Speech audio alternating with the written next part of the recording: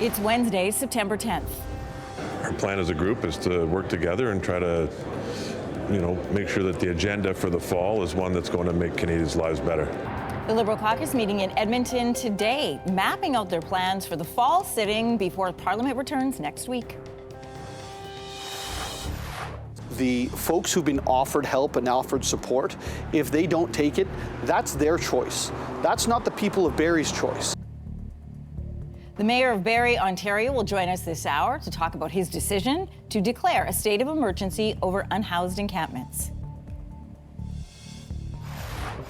Does this video scare you guys? Yes or no? Yes.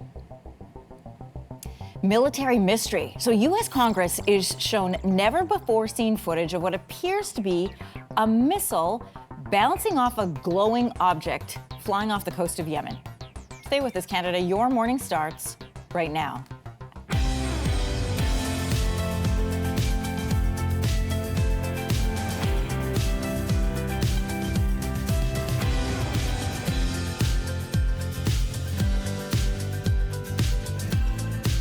Good morning, Canada. Welcome to Your Morning. I'm Anne-Marie Mediwake. Good morning. I'm Lindsey Deluce. I'm Kelsey McEwen. Thanks for starting your day off with us. You're going to walk us through what that video is. Yeah. It's hard to tell in a headline exactly what we were looking at, but I know you've got more coming up in news. I do. I've got more details on that, and we're going to show you a longer version of that video. In the meantime, European leaders are now reacting after a number of Russian drones violated Polish airspace during an aerial attack on Ukraine.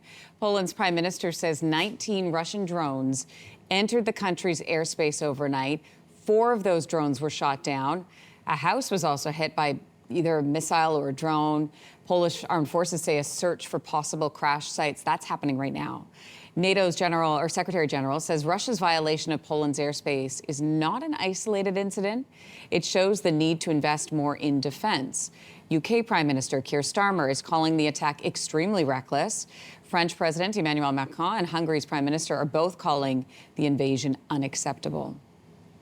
Hundreds of people have been arrested during nationwide protests in France this morning.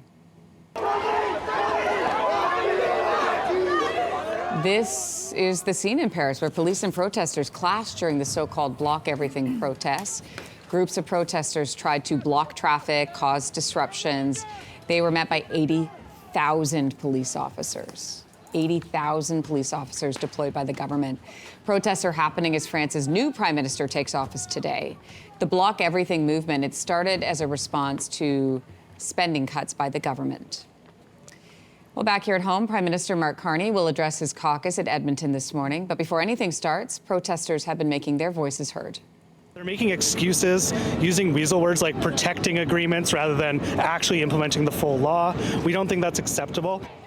A group of healthcare advocates held a rally yesterday. The group wants Prime Minister Carney to uphold the Trudeau government's promises on pharmacare. Alberta has not joined the federal government's pharmacare program. Ahead of Parliament resuming next week, the Liberals will discuss trade and economic issues, as well as the government's push to get major industrial projects launched. Mark Carney will also meet with Alberta Premier Danielle Smith today. The meetings come as Mark Carney inches toward the release of his first federal budget next month. A proposed rate hike by Halifax Water could force an iconic brewery out of the city. We know that customers are pinched, but ultimately we have to get back to a cost-neutral basis for our long-term financial health. If implemented, a rate hike by Halifax Water would increase average residential bills by $148 next year, an additional $187 the following year. Olin Brewery says the increase would threaten its production levels in Nova Scotia and make it extremely challenging to increase volume. A letter was sent to the appeals board saying a jump in their water bill plus the geographical difficulties they already face would force them to reconsider some of their operations. The Nova Scotia Regulatory and Appeals Board will hear the application for the rate hike on September the 15th. U.S. Congress has taken a look at some remarkable video. This is one we were talking about off the top of a mystery aircraft off the coast of Yemen. Watch this. Does this video scare you guys? Yes or no? Yes. Wiggins? Yes. Yes. Okay, so here's the video. So, by the way, those were members of the U.S., they were U.S. service members giving their own eyewitness accounts, reacting to the footage you're looking at of what's being referred to as a glowing orb This was during a hearing into UAPs, which is what the military calls UFOs. The object doesn't seem to have been damaged by the strike. You'll see the contact being made. The video was taken last October. All but one service member said the video scared them. There you go, there's the impact there. One of the people that spoke says he's happy the video has now been released. Still don't know what is happening there. Cargo operations are back to normal this morning in Long Beach, California, after nearly 70 containers tumbled off a ship. The containers ended up scattered in the water. You can see them there. Some of the contents spilled out. They fell from a vessel named the Mississippi.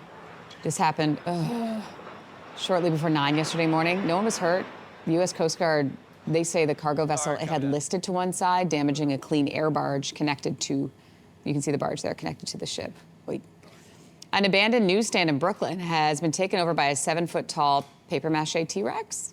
Having a dinosaur bodega who is the owner, like running the store, very much brings the whole thing to life. And so, when we designed him, we made him specifically like leaning forward a little bit with a kind of like, so what can I get you? This dinosaur bodega art installation is at the Grand Army Plaza subway station. Artist Sarah Cassidy, who built the 7-foot figure with PVC piping, by the way, chicken wire and paper mache, says the project stretched her beyond her usual 2-dimensional art, but that she loves how it turned out. Us too. Great. It is great. The other artists involved bringing this thing to life, it's fun, says it's fun watching the triple takes people have when they walk by. I bet. It gets people to stop, that's for sure.